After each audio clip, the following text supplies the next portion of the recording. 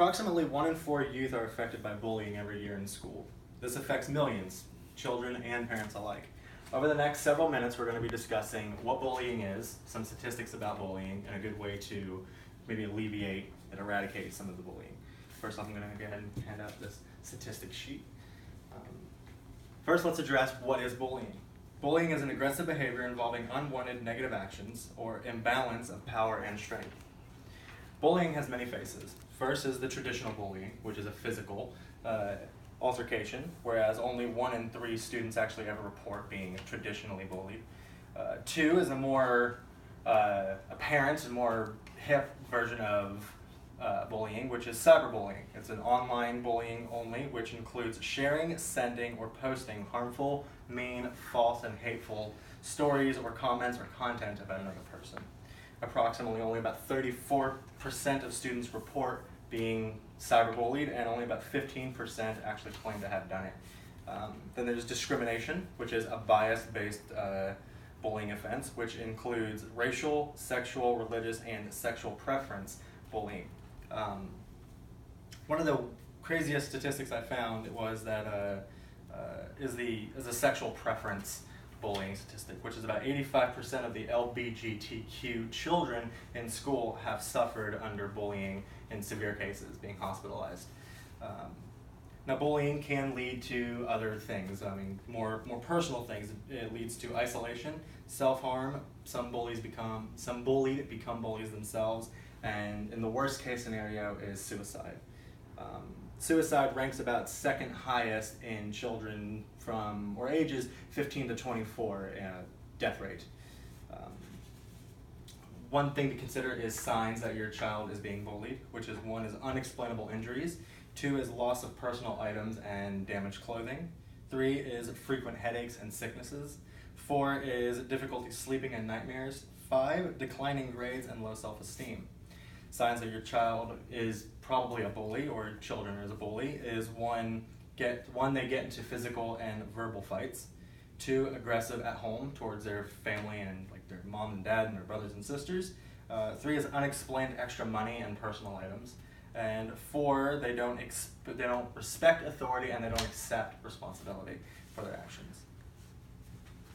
I looked up a statistic on why kids do not ask for help. I found this to be a very important one because it leads into my call to action. And according to the 2012 Indicators of School Crime and Safety, they show that only about 40% of people claim that they've been bullied.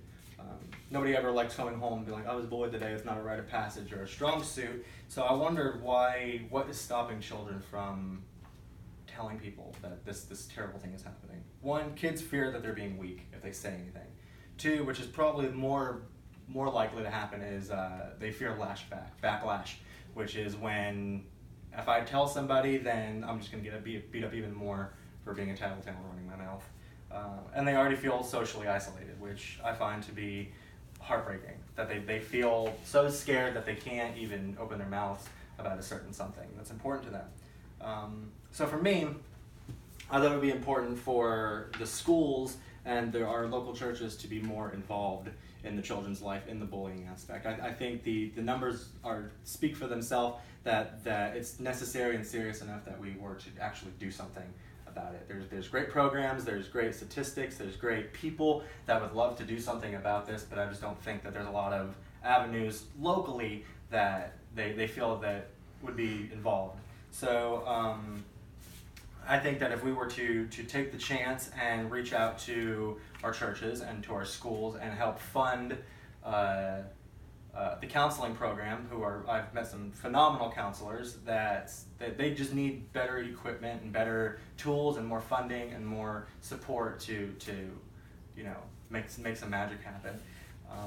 So for me, I think a great call to action is to start networking and actually start promoting that we're taking an interest in the anti-bully campaign. I think it's important that we, again, address the church, get the church leaders, the elders, the deacons, pastors, everything to just understand the severity of the situation. 2, we can get the schools, talk to parents. I think we should just reach out to the school systems, reach out to Jack Parton, reach out to our school's principals, and request mandatory programs as early as elementary. I think elementary would be a great place to start because it starts them young. They can understand, they can be in a safe environment, they can grow together in this.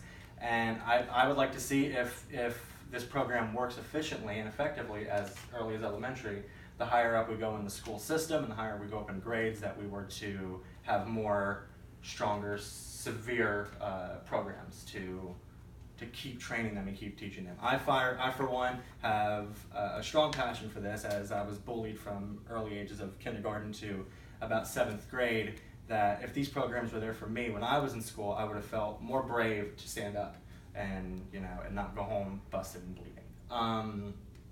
So to close this out, I would just encourage everyone to reach out, to get online, use what's accessible to us, use social media, reach out to the schools, reach out to our church, and just see the magic happen and get